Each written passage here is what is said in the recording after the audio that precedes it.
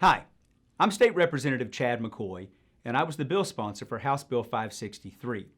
This bill has generated a lot of questions, and we just want to take a few minutes to see if we couldn't answer some of the ones that have come into us. One of the first questions that we get is, what can EOA funds be used for? Well, that's the neat thing. Every kid in Kentucky has the opportunity to apply for EOA funds to be used for a whole litany of educational opportunities. For example, you might want to hire a tutor.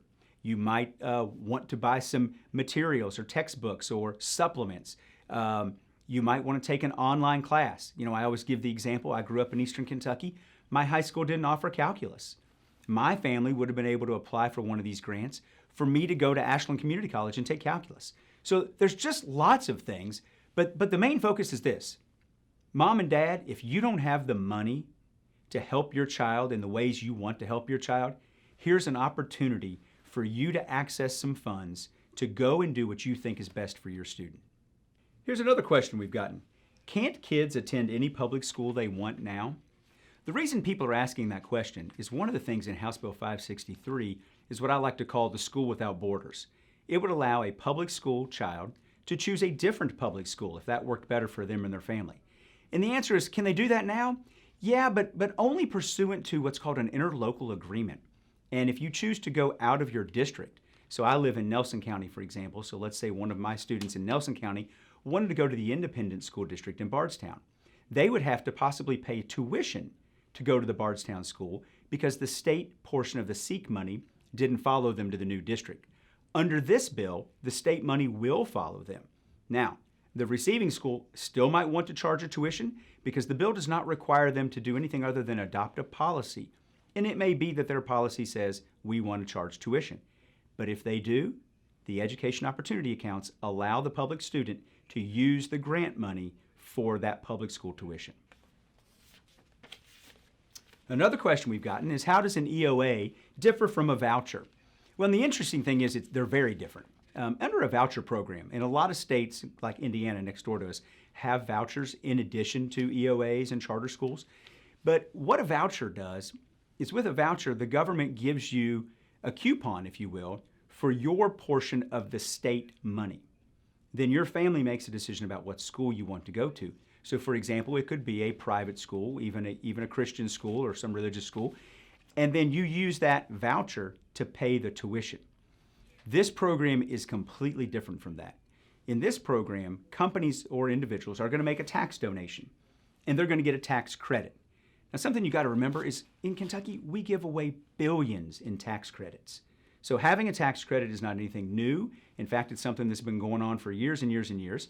But now, once these organizations have gotten the donated money, families, and remember, you've got to be a poor family, someone at 175% or below of the poverty level, they can apply to get some of that donated money to then use it for an educational opportunity. Another question we've gotten is, can any student in any school district apply for an EOA?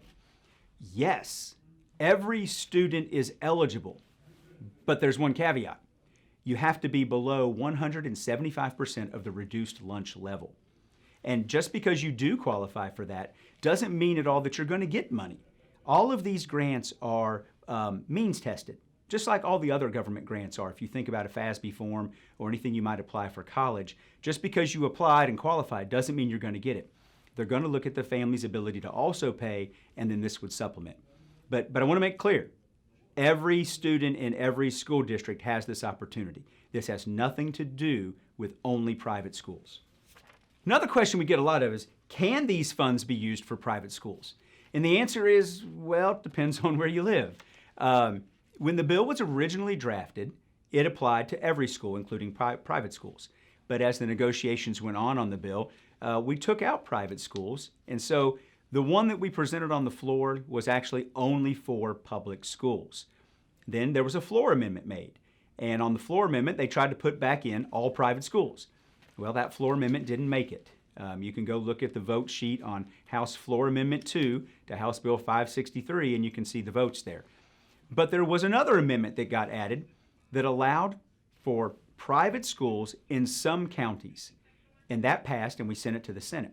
The Senate, as a part of the legislative process, They made changes, sent the bill back to us, and in the form that we concurred to, any county that had a population greater than 90,000 as of the 2010 census, just in those counties, and I think it's about 9, kind of looking at the northern Kentucky area, Louisville, Lexington, in those counties, the money can also be used for private school tuition. The next question is, why aren't families in counties with less than 90,000 eligible to use an EOA for private school tuition? You know, the reality is, for me, I would have liked it to have been that way for everybody. Unfortunately, politics are politics, and we had some folks that were in smaller counties that did not want that for their county. And so the way it drafted, the way it came down, the way we got the votes, that was the cutoff. Now, that might be something that changes in the future. You might see that if this program really works, everybody wants to participate. Or it might go the other way. If it's not working, maybe we decrease it. But that's all things we can change in the future. So the next question is, how do we prioritize students with the greatest need to benefit from the EOA? Well, that was something that was really important to me drafting this bill. And quite frankly, listening last year to a lot of different interest groups that had input, even from a lot of people that were against the bill, this was a concern. So the way we've addressed it is a couple of ways. Number one, your family can only apply if you're below the 175% reduced lunch level. Number two, we've earmarked that most of the money has to go towards first-time applicants. We've also got means testing in there. And so what this is going to do in combination then is really the poorest of the poor are going to get the most for every one of these accounts. So, you know, we always hear this argument, oh, this is just a way for rich people to get a tax break to send kids to private school. There's literally nothing like that that can happen in this bill, and instead, this bill is only going to help the poorest of the poor have those families have some opportunities that other folks have in Kentucky. Next question. Do the provisions in HB 563 allow schools to discriminate against students? Unequivocally, expressly, no. It says this in the bill. So if a district decides that their policy is they're going to let out-of-resident kids come into their district, then they, quote, shall not discriminate, period. So what that's going to mean, if they've got 5 slots, for example, and 15 kids apply, it's going to have to be a random draw. And we already have this process built into Kentucky law back when we adopted charter schools 4 or 5 years ago.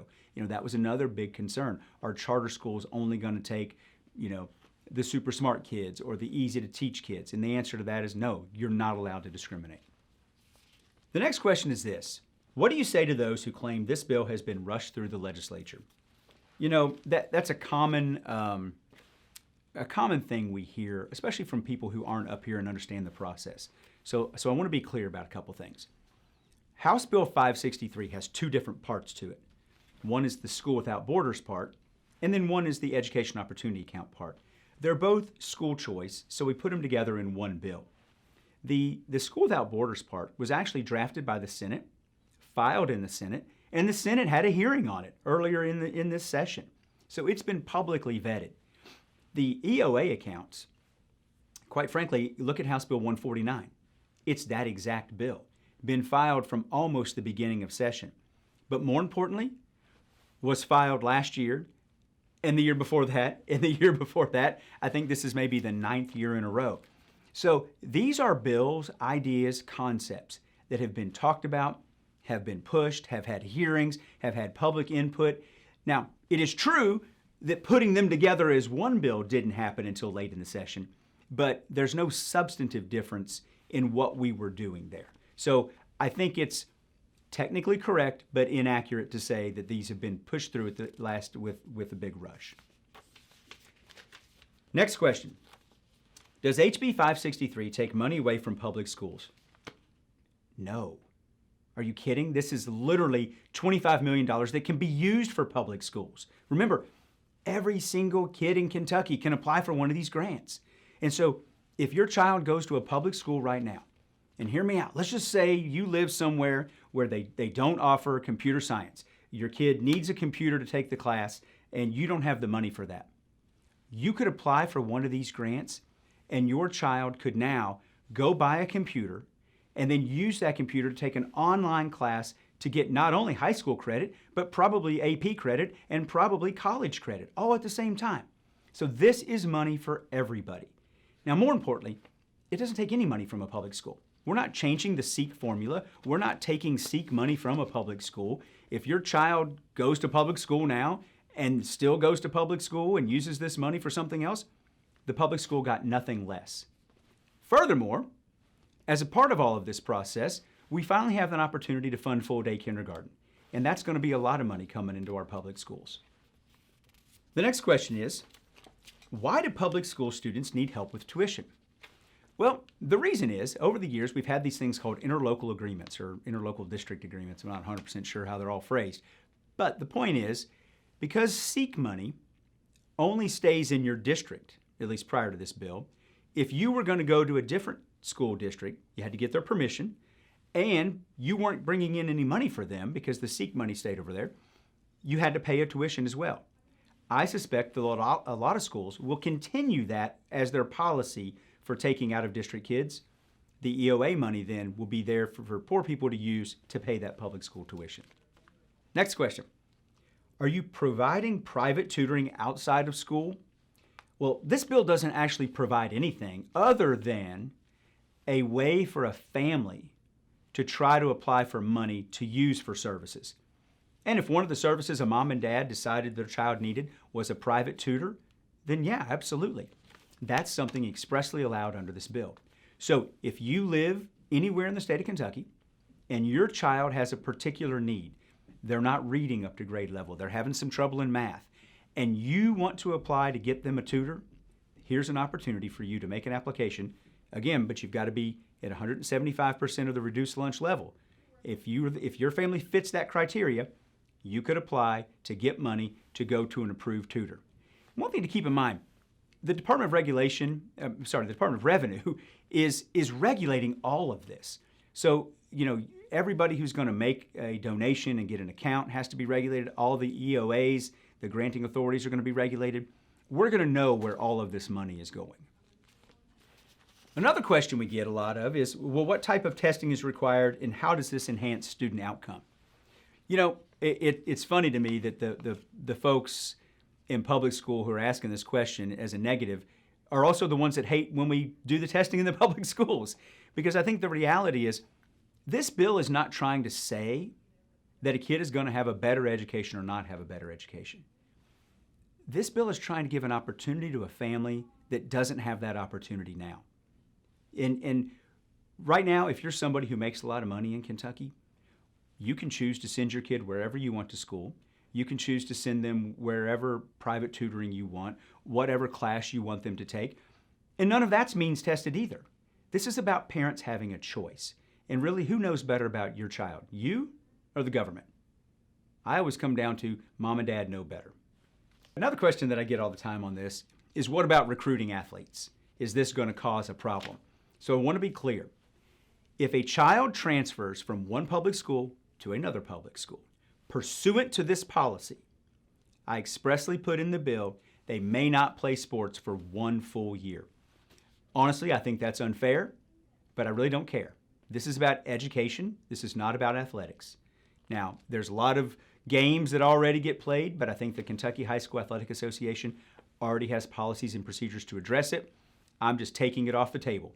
If you've gone under this policy for 1 year, no sports. Thanks for taking the time to watch this, and I hope that answered some of the questions that we've been seeing on social media or hearing from the regular media as well. I know change is tough, guys. No one likes it, but the reality is we owe it to the kids in Kentucky to do something different. And I think this is a real opportunity to watch and see. Public schools are still well-funded. Public schools are still the #1 way we educate our kids. This is not against public schools. This is about giving people a chance. Now, if you have any other questions after this, please feel free to reach out to your state representative and we'll make sure you get answers.